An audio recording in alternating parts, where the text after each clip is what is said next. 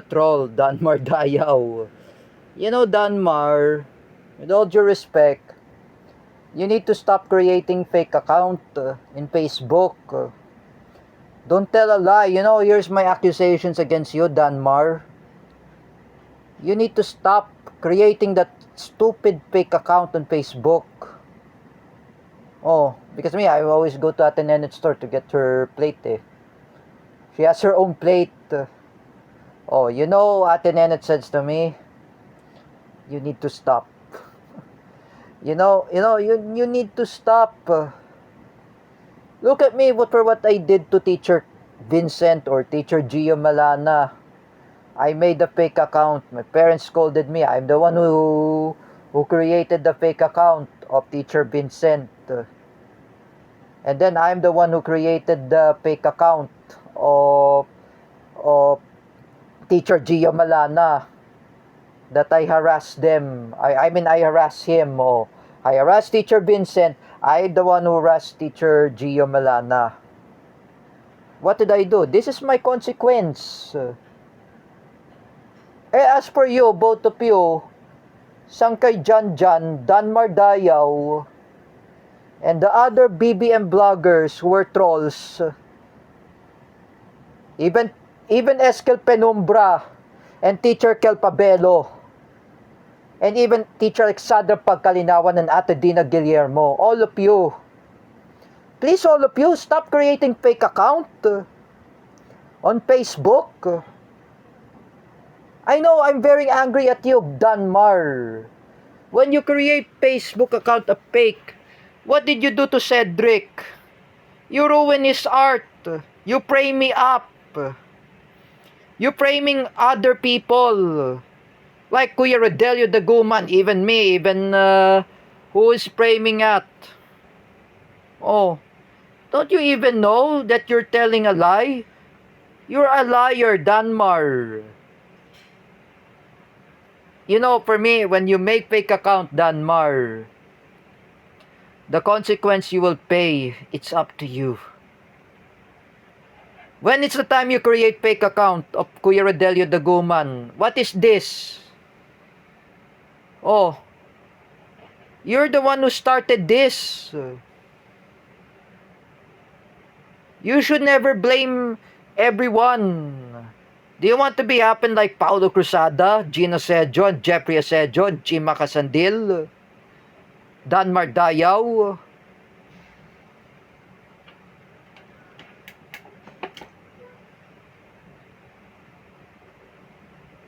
You know, Danmar, all you need to do, you need to stop creating fake account.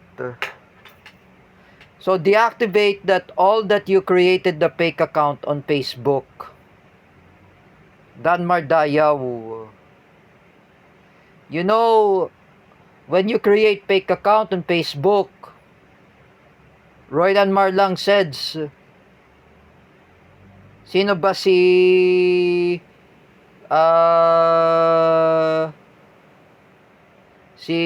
Rodelio Daguman? Oh, it was you, Danmar. Hindi po yan si Rodelio. You know, if I were saying to you, if you create a bunch of fake account on Facebook, one more making fake account, Danmar, to create defamation, to create fake names, and to troll everyone. You know, Danmar, I'll put you in my enemy list. If you make a fake account. How many accounts that you created that? Rodelio Daguman, Kuya Rodelio, Mrs. Annie Gill. First of all, the Silan brothers to create fake account to harass Mrs. Annie Gill, to harass Kuya Rodelio Daguman, and they claim it they're not the one who did it to Cedric. Oh, that's false. For me, I'm just gonna say, Mrs. Annie Gill did nothing to do to the, for example, she has nothing to do with the Duterte supporters. She has nothing to do to the PWD. She has nothing to do. You know, like I said before, wala naman po kinalaman si Mrs. Anigil dyan. She has nothing to do. Oh, even I'm saying, even Kuya Rodelio Daguman, when I call in the telephone in the Muntinlupa City Hall, Sir Rodelio Daguman is busy in the Muntinlupa City Hall. He has nothing to talk about politics. Oh, he has nothing to talk about anything. And he did not even ruin Cedric Mariano's art. Even Mrs. Annie Gill, she doesn't ruin at Cedric Mariano's art, even David Gill. That's a lie. You know, Danmar, when you talk about politics, you talk about political motivation, you need to stop creating fake account. That's why, you know, Teacher Vincent says to me, oh, he said to me, oh, please do not create fake account, oh, thank you, oh. At least I failed to listen to him when I insulted him, when I attacked him.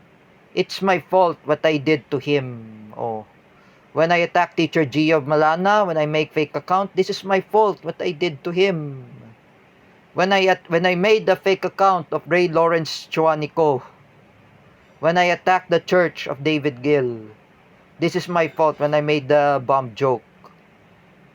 Oh, that will never be happen. I could not be just like Paulo Cruzada, so this is my fault.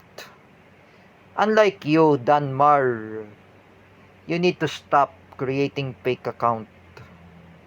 Sangkay Janjan, Danmar Dayaw, both of you, and those idiot Marcos loyalists who were fake Filipinos, stop creating fake account on Facebook. You're creating lots of trolls. What are those troll army of Bongbong Marcos anyway? Or Bangag? Oh. I know, they're close friends of Danmar. Oh. Or close friends of Sangkay Janjan and close friends of Danmar Dayaw. You know, Danmar, you need to stop creating fake account. Have mercy to those people. Have mercy to yourself. Your family, your mother did not reprimand you. You always continue to harass everyone. You always continue to attack everyone, even Kuya Rodelio Daguman. He has nothing to do about Cedric. Oh, and you create fake account of Mrs. Annie Gill. She has nothing to do about Cedric. That's all about false flag. It's always to be a false flag. Danmar is creating all those false flag operations to create fake accounts. It's all false. You know, Danmar, you need to stop. I know Teacher May says to me, oh, you need to learn about social media etiquette, about the Pope Francis, oh, how to use social media. Oh, Danmar, if you want to say to yourself, listen to Teacher May. Because I know if Teacher May Tiburcio had message to Roylan Marlang, Roylan will send you a video, oh, about social media etiquette. First of all, Danmar, stop politicalize. You and Sangkay Janjan always talking about politics, both of you. Danmar Dayaw, Sangkay Janjan, both of you need to stop. That's why Carlos Kanakashi explained to Roylan Marlang, that's not Kuya Rodelio Daguman, that Facebook account. That's a fake account. Oh. For me, you need to stop Danmar. Because everyone are telling you, Ronald Rebena says, oh, hindi po yan si Kuya Rodelio Daguman, fake account yan. Oh, you know, you need to stop making fake accounts. For me, I apologize, Wawel Romero. I am the one who create fake account. I explained to Felix Sabines. Oh, and I apologize to Jordan Pilapil. And I apologize, Wawel, sincerely that I reconcile with Wawel. And I promise to Wawel Romero, when I chat Jordan Pilapil, I will never make fake account. Oh, it has to stop making fake account. Those Marcos loyalists who were fake Filipinos, Sangkay Janjan and Dan Mardayaw, all of you should stop this. Tigilan nyo yan magpagawa ng mga kung ano-anong katarantaduhan sa social media like you making a fake account. It's not good.